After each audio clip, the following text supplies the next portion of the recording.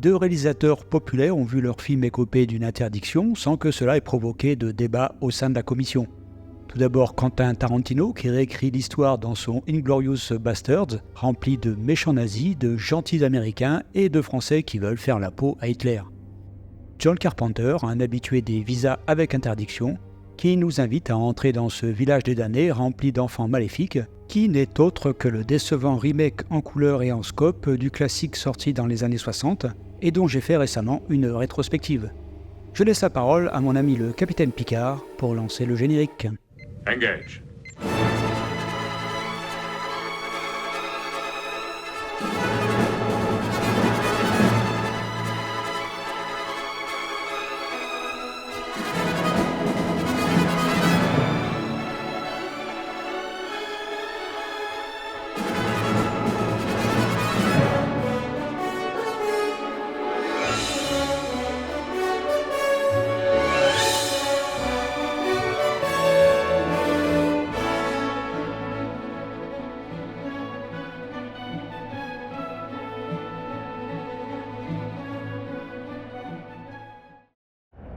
My name is Lieutenant Aldo Rain. These are the bastards. Ever heard of us? We like to say we're a big fan of your work, killing Nazis. But your status as a Nazi killer is still amateur.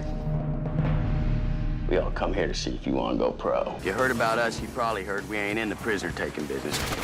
We in the killing Nazi business. Cousin, business is a booming. So is. 3 days from now, Joseph Goebbels is throwing a gala premiere of one of his new movies in Paris. In attendance will be most of the German High Command. Basically, we have all our rotten eggs in one basket. The objective, blow up the basket. Nine, nine, nine, nine, nine. Oh, yes, yes, yes, yes.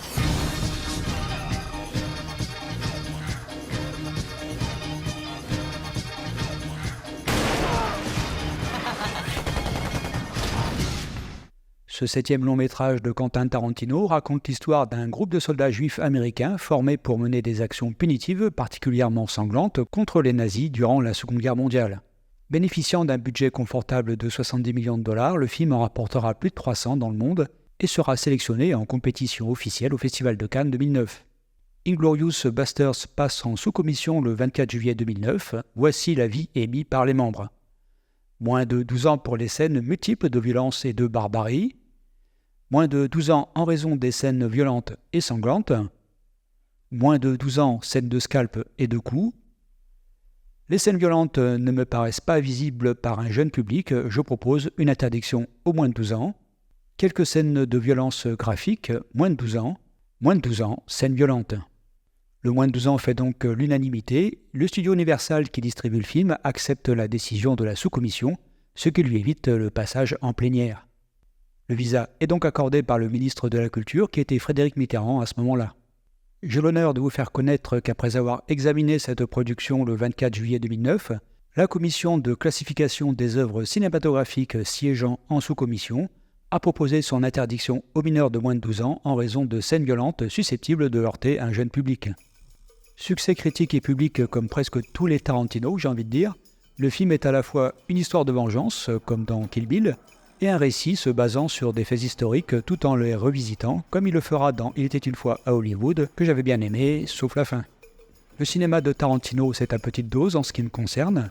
Je trouve ça toujours trop long pour ce que ça raconte, même si je ne conteste pas son talent, en particulier dans l'écriture des dialogues. Inglourious Basterds fait donc partie des films que j'ai appréciés et m'a surtout permis de découvrir Christopher Waltz, remarquable dans le rôle du colonel SS. Il faut bien sûr prendre tout ça au second degré et voir ce Tarantino comme une fable un peu déjantée. Je l'avais aussi en tête. Sie können wegtreten. Bleiben Sie am Posten draußen.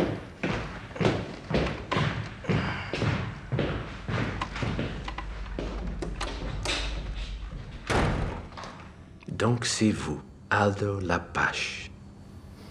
Donc c'est vous le chasseur de juifs. Je suis détective. Un très bon détective.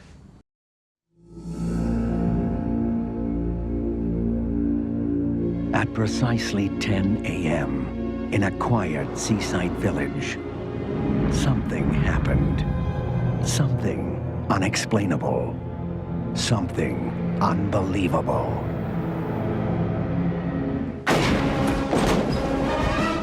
The police can't do anything to stop the children. Get out while you can. There's something so much more powerful than we'll ever be. What are you gonna do? The only thing that we can do.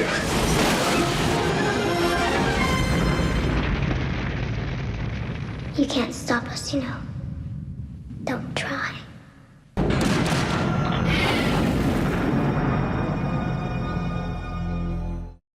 Un nuage invisible s'abat sur Midwich, qui fait plonger les habitants du village pendant des heures dans un profond sommeil. Quelques semaines plus tard, le médecin du village découvre que plusieurs de ses patientes sont tombées enceintes le jour où le village a été coupé du monde. Les membres de la sous-commission ont examiné le film le 23 juin 1995, voici leur avis. Par identification aux enfants, ce film peut impressionner de jeunes enfants, renvoie en plénière avec proposition d'interdiction aux moins de 12 ans. Plénière, moins de 12 ans. Proposition d'interdiction aux moins de 12 ans en raison de scènes dont les enfants sont les héros qui peuvent être impressionnantes. Le film passe donc en plénière le 11 juillet 1995 qui confirmera cette interdiction aux moins de 12 ans. J'ai l'honneur de vous faire connaître que la commission de classification des œuvres cinématographiques, après avoir examiné cette production le 23 juin en sous-commission et le 11 juillet en séance plénière, a émis l'avis suivant. À l'unanimité, la commission plénière propose une vision limitée avec une interdiction aux moins de 12 ans en raison de la présence permanente des enfants, de leur influence pernicieuse et de nombreux suicides qu'ils provoquent.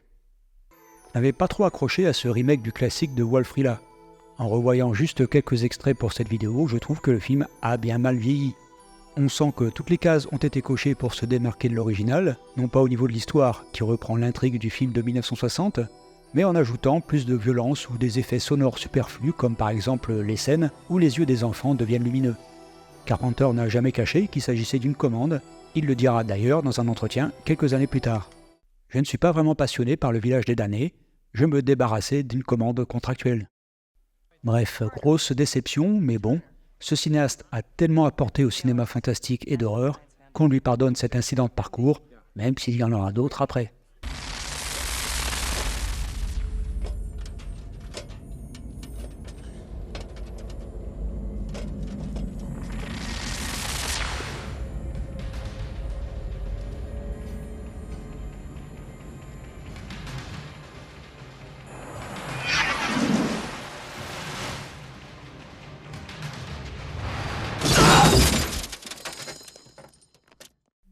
Voilà, c'est terminé. Si vous voulez en savoir plus sur le fonctionnement de la commission de censure, je vous invite à visionner la première vidéo qui explique tout ça en détail.